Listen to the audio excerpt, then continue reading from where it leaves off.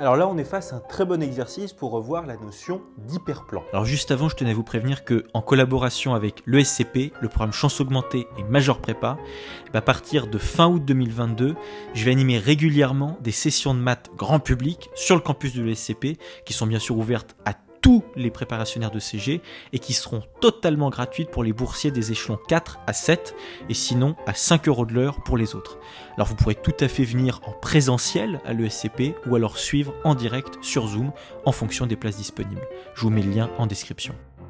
Alors cet exercice, le voici. D'abord, on nous donne un ensemble E. On voit que c'est un ensemble à cause des crochets qui sont juste ici. Ok.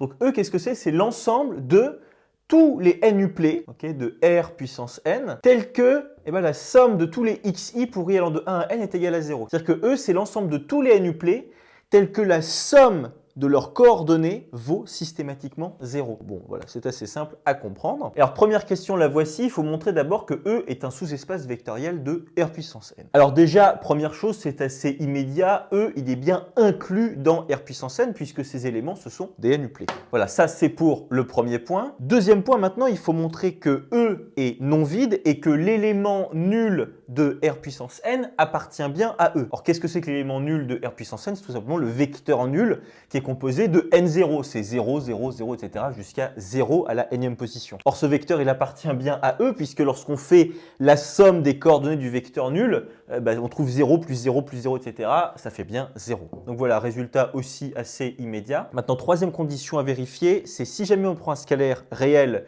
et qu'on prend deux vecteurs qui appartiennent à E, si jamais on fait une combinaison linéaire avec ce scalaire et ces deux vecteurs, il faut que ça reste dans E. Donc voilà, on commence comme ça. Soit lambda qui appartient à R, donc on prend un scalaire réel, et on prend aussi U et V, deux vecteurs qui appartiennent à E. Et alors là, ce qu'il faut bien avoir en tête, c'est que U et V, ce sont tous les deux des vecteurs de E. Donc ça veut dire que U et V, qu'est-ce que ce sont? Ce sont des n-uplets. C'est-à-dire comme ça, voilà. U et V, ce sont des n-uplets de réel. Et ce sont des n-uplets de réel qui vérifient nécessairement cette condition-là, puisqu'ils appartiennent tous les deux à E, c'est-à-dire que la somme des coordonnées de U, c'est-à-dire x1 plus x2 jusqu'à plus xn, ça fait 0, et pareil pour V. La somme des coordonnées de V, ça fait bien 0. Alors maintenant, ce qui va nous intéresser, c'est est-ce que lambda U plus V appartient aussi à E? Ça va aller très vite, ça. Qu'est-ce qu'on va vérifier? On va vérifier si la somme des coordonnées de lambda U plus V fait bien 0. Ça va bien faire 0. Hein. Voilà, lambda U plus V, c'est lambda fois x1 plus y1 pour la première coordonnée. La deuxième coordonnée, c'est lambda fois x2 plus y2, etc. jusqu'à lambda fois xn plus yn. Maintenant, qu'est-ce qu'on va faire? On va faire la somme de toutes ces coordonnées-là et on va bien voir si c'est égal à 0. Voilà, donc ça, c'est la somme de toutes ces coordonnées-là. Hein. C'est la somme pour i allant de 1 à n des lambda xi plus yi. Voilà. Maintenant, qu'est-ce qu'on fait? On applique tout simplement les propriétés de la somme. Ce qui nous donne ceci, c'est-à-dire lambda fois la somme des xi pour i allant de 1 à n plus la somme des yi pour i allant de 1 jusqu'à n, sauf que ça tombe bien, ça vaut 0 et ça vaut aussi 0. Pourquoi? Parce que ça, c'est la somme des coordonnées de U. Or, U appartient à E, donc tout ça, ça vaut bien 0. Et ça, qu'est-ce que c'est? C'est la somme des yi, c'est-à-dire la somme des coordonnées de V, qui vaut aussi 0, puisque V appartient aussi à E. Donc tout ça, ça vaut tout simplement 0. Comme ceci. Et donc voilà, ça finit la première question. E est bien un sous-espace vectoriel de R puissance n, parce que ça veut dire que lambda U plus V appartient bien à E. Voilà, comme ceci. Alors ensuite, deuxième question, il faut donner une base de E. Alors on nous dit qu'on va la noter comme ça, U1, U2 jusqu'à UN-1, et on nous demande d'en déduire la dimension de E. Alors déjà, là, on comprend que si une base de E comporte n-1 vecteurs, c'est que très certainement, E, c'est un espace vectoriel de dimension n-1. Donc E, ce sera ce qu'on appelle un hyperplan de R puissance n, parce qu'en fait, c'est un espace vectoriel qui a une dimension de moins que l'espace vectoriel dans lequel il est inclus, c'est-à-dire R puissance n, qui lui est de dimension n. Alors avant qu'on rentre dans le vif du sujet, je pense qu'il convient qu'on fasse un petit rappel sur le rapport entre la notion de vect et des sous-espaces vectoriels définis sous une condition comme celle-ci. Voilà, ça c'est juste un exemple pour se rafraîchir un petit peu la mémoire.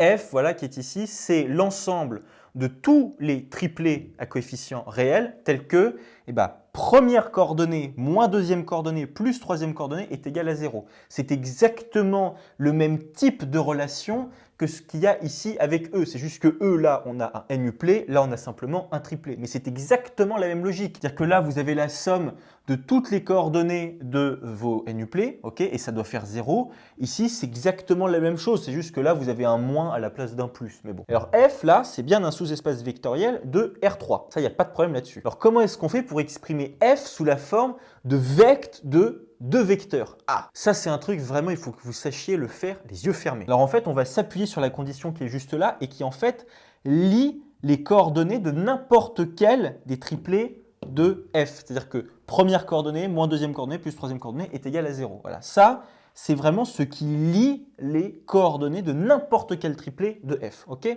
Donc voilà, on va partir de ça et là ce qu'on va faire, c'est qu'on va exprimer une de nos coordonnées par rapport à toutes les autres coordonnées. Comme ceci, c'est-à-dire que ma première coordonnée, en fait, c'est égal à ma deuxième coordonnée, y, moins ma troisième coordonnée. Ça et ça, c'est la même chose. Mais remarquez qu'au niveau de la compréhension, ça ne veut pas dire la même chose. Là, ce que ça nous dit, c'est que première coordonnée moins deuxième coordonnée plus troisième coordonnée, ça fait toujours 0. Alors que là, ce qu'on a, c'est que la première coordonnée qui est ici, elle peut s'exprimer par rapport aux autres coordonnées. Et plus précisément ici, la première coordonnée, c'est égal à la deuxième coordonnée, y, moins la troisième coordonnée qui est z. Bien sûr, cette relation et cette relation-là sont équivalentes, il n'y a pas de problème. Mais vous voyez que ça ne s'interprète pas vraiment de la même façon. Et nous, on va justement s'appuyer sur cette égalité qui est juste là. Parce que l'égalité qui est là, qu'est-ce qu'elle nous dit?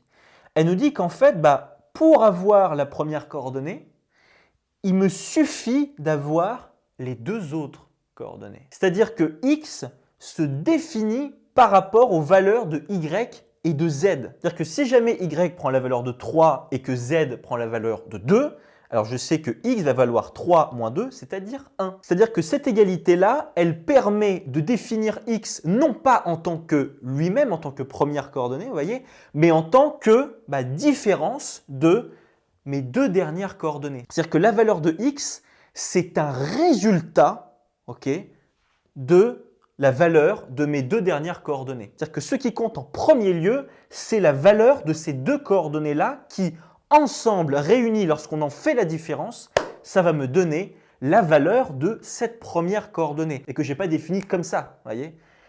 X ici, c'est le résultat de y moins z. Or, y et z, ils peuvent prendre absolument n'importe quelle valeur dans R parce que la f, c'est quoi? C'est des triplets de réels. C'est-à-dire que y et z, ils peuvent parcourir absolument tout R. Okay? Alors moi, j'aime bien le représenter comme ça. Imaginez que c'est comme si vous étiez face à deux molettes pour régler le volume de la radio. Voilà, comme ceci. Alors, je suis un piètre dessinateur, mais passons. Donc là, avec la première molette qui est ici, que vous allez pouvoir régler la valeur de y. Et là, avec la deuxième qui est ici, vous allez pouvoir régler la valeur de z. Et ces deux molettes-là, vous voyez que vous pouvez tourner sur R, c'est-à-dire que là, en fait, vous allez pouvoir prendre n'importe quelle valeur sur R. Pareil ici, ok?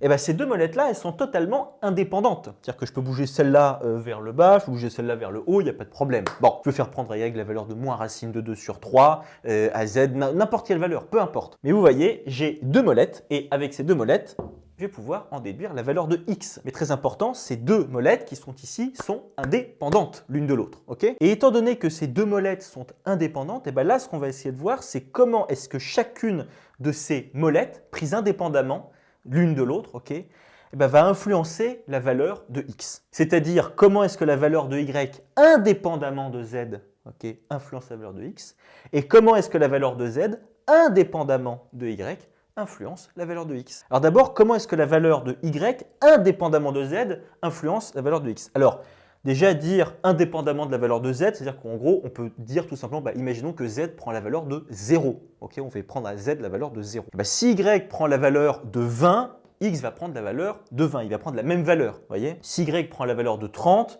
x va prendre la valeur de 30. C'est-à-dire donc que lorsque z prend la valeur de 0, et que y prend n'importe quelle valeur réelle, x va prendre exactement cette même valeur. C'est-à-dire qu'on atterrit sur ce premier triplet, voilà, z prend la valeur de 0, y prend une valeur absolument quelconque lambda réelle, x, la première coordonnée, okay, va prendre la même valeur que y, qui est la deuxième coordonnée du triplet. Okay. Première coordonnée x, deuxième coordonnée y, troisième coordonnée z. Okay. X, y, z, x et y ont la même coordonnée qui est lambda. Ok, ça c'est la première molette. Maintenant, on va s'intéresser à la deuxième molette, c'est-à-dire z. Comment est-ce que la valeur de z, indépendamment de la valeur de y, influence la valeur de x. Alors, indépendamment de la valeur de y, ici, qu'est-ce qu'on va faire? On va dire y va prendre la valeur de 0 pour que ça n'influence pas le lien qui existe entre z et x. Okay, donc, on fait prendre à y la deuxième coordonnée du triplet, la valeur de 0. Et bien là, ce qui va se passer, c'est que lorsque z prend la valeur de 3, par exemple, x va prendre la valeur de moins 3, parce que x va être égal à 0 moins z, c'est-à-dire moins 3. 0 moins 3, ça fait moins 3. Bon. Si z prend la valeur de 45, x va être égal à moins 45. En fait, x va à chaque fois être égal à l'opposé de z. Okay, c'est-à-dire qu'on atterrit à ce deuxième triplet, moins mu, 0 mu. Avec mu, un réel absolument quelconque. Alors pourquoi? Tout simplement parce que lorsque z prend n'importe quelle valeur réelle, là j'ai décidé de l'appeler mu, mais ça pourrait être 58, racine de 3 sur 2, tout ce que vous voulez, et lorsque y est égal à 0, donc c'est-à-dire indépendamment de y, donc indépendamment de ma deuxième coordonnée, et la première coordonnée qui est x va être égale à moins ma dernière coordonnée. Voyez, ça c'est vraiment très très important de bien l'avoir en tête, surtout ce deuxième triplet-là qui parfois fait un peu flipper certains étudiants. Or ces triplets-là, on peut les réécrire d'une autre façon. On peut les écrire comme ça, voilà. On peut tout simplement sortir nos constantes, lambda et mu, voilà. Donc là on va avoir lambda fois le triplet 1, 1, 0, ok. Et ici on va avoir le triplet mu fois moins 1, 0, 1, ok, avec lambda et mu qui sont des réels absolument quelconques. Et donc ça veut dire que ces deux triplets qui sont juste là, ils définissent en réalité l'égalité qui est juste ici. Ils définissent donc l'égalité qui est juste là. Ils définissent donc en réalité tout f. Ces deux triplets qui sont ici, ces deux triplets qui sont là, ils définissent en réalité tout f. C'est eux qui sont la racine même de f. C'est-à-dire qu'en fait, f, c'est l'ensemble de toutes les combinaisons linéaires possibles et imaginables que vous pouvez faire avec ce premier triplet, 1, 1, 0, et ce deuxième triplet, moins 1, 0, 1. Parce que là, vous avez lambda et mu qui peuvent prendre absolument n'importe quelle valeur. Donc ça veut dire qu'en fait, f est égal à vect de ce premier vecteur-là et de ce deuxième vecteur-là. Voilà, ça c'est un résultat qu'il faut vraiment que vous ayez en tête. Il faut que vous soyez capable de le résoudre comme ça, les yeux fermés. Et là, le truc, c'est que dans notre exercice qui est ici, on va faire exactement la même chose que là. C'est-à-dire que de notre égalité qui est ici, on va exprimer une coordonnée par rapport à toutes les autres et on va en déduire une écriture sous la forme de vect de quelque chose. Exactement comme pour ici, on avait une égalité, on a exprimé une coordonnée par rapport aux autres, on en a déduit une écriture sous la forme de vect. Donc voilà, c'est parti. Alors nous, on va partir de l'égalité qui est juste ici et on va exprimer une coordonnée par rapport aux autres. Par exemple, on va décider d'exprimer x1 par rapport à toutes les autres coordonnées qui sont x2 jusqu'à xn. Alors déjà, je l'écris en extension, cette égalité, pour qu'on le visualise bien. Ce qui donne ceci, c'est-à-dire que la première coordonnée x1, c'est moins x2, moins x3 jusqu'à moins xn. On exprime une coordonnée par rapport à toutes les autres. Écrit en compréhension, c'est ça, c'est que la première coordonnée, c'est moins la somme de toutes les autres coordonnées, c'est-à-dire la somme des xi pour i allant de 2 jusqu'à n. Et là, c'est le moment le plus redouté et délicat pour certains étudiants, c'est parce que c'est là où on va passer au vect, en fait, à l'écriture sous la forme de vect. Donc là, il faut se dire exactement comme avant, la première coordonnée, là, elle est définie par rapport aux valeurs de x2, x3 jusqu'à xn. Okay, tout à l'heure, on avait la valeur de x qui était définie par rapport à la valeur de y et par rapport à la valeur de z. Donc, on avait deux molettes qu'on pouvait tourner. Là, on n'a plus que deux molettes. On en a n-1 parce qu'on va de 2 jusqu'à n. On a première molette, deuxième molette, etc. jusqu'à la n-1e molette qui est là. Donc là, en fait, il faut se dire, ok, j'ai n-1 molette que je peux tourner sur grand R, ok, et ça va influencer la valeur, ok, de la première coordonnée qui est là. Donc exactement comme avant, il faut se dire, ok, ces molettes-là, elles sont indépendantes, ok, elles sont complètement indépendantes. Donc il faut voir comment est-ce que chacune des molettes influence la valeur de ma première coordonnée. Donc par exemple, comment est-ce que x2 va influencer la valeur de x1 indépendamment des autres molettes. Donc c'est-à-dire que je fais prendre à tous mes autres là xi à partir de x3, là je leur fais prendre la valeur de 0 et je me concentre que sur x2 et x1.